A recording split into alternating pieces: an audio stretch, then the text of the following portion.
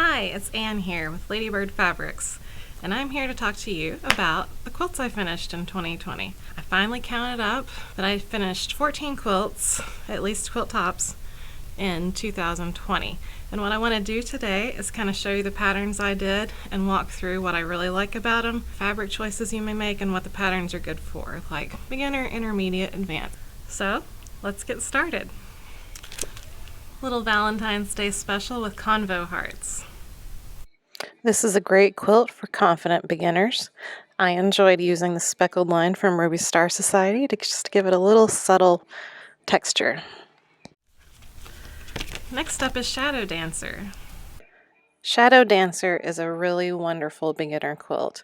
You're able to have big pieces, so if you want to show off some feature fabric, you can.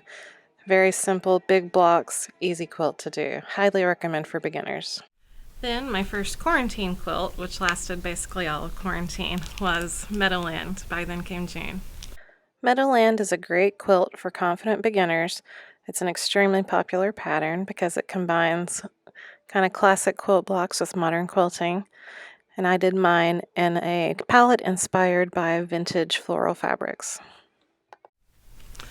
Penny Candy is a small table runner I did. Sometimes when you don't want to make a whole quilt, a table runner is a great way to show off fabrics you really like and also make something in a short amount of time. I made up a pattern that I'm calling Tiger Lily just based on the fabrics I used. It's very simple. I was looking for a solution to use this really pretty border print, which you could also use a panel, to show it off in a really simple way. So I just put borders and cornerstones around this border print, and if anyone's interested in the pattern, I can provide that. Let me know. I also made a second quilt using my very simple panel pattern, this time with a panel. Again, if anyone has any interest in me sharing that simple pattern, just let me know in the comments. I also made up another simple pattern to highlight the zip line from Ruby Star Society, which are kind of paint-inspired stripes.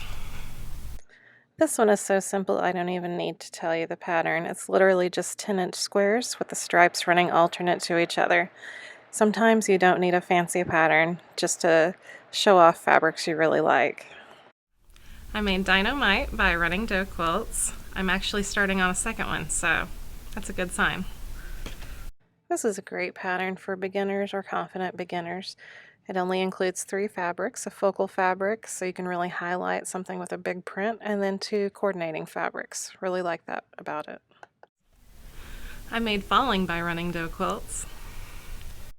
I really like this pattern. It's very simple, it's very customizable, and another thing is the blocks are huge, so you can make a lot in a short amount of time.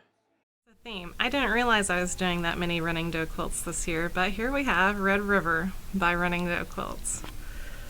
Red River is a great pattern for using up really beautiful panels you don't know what to do with. You do need to be familiar with using a ruler and squaring up blocks, but it's pretty easy go. I made Range. This is the second range quilt that I've made. Beginner-friendly pattern that can be customized in so many ways. My first version was all solids, and this one I used prints, and I've loved both. This is definitely a pattern that I will probably be remaking many times. I heard about a new pattern company called The Blanket Statement, and I made West Hawk by The Blanket Statement. This is a very beginner-friendly pattern, very simple to put together, and again, very easy to customize depending on your color palette. I made a version of the Yellow Brick Road quilt. This is the second version of this quilt that I've also done. The Golden Brick Road is a classic pattern for a reason. It's fat quarter friendly, it's extremely beginner friendly. You can use all kinds of fabrics to make it look different each time, and it's definitely become a go-to for me.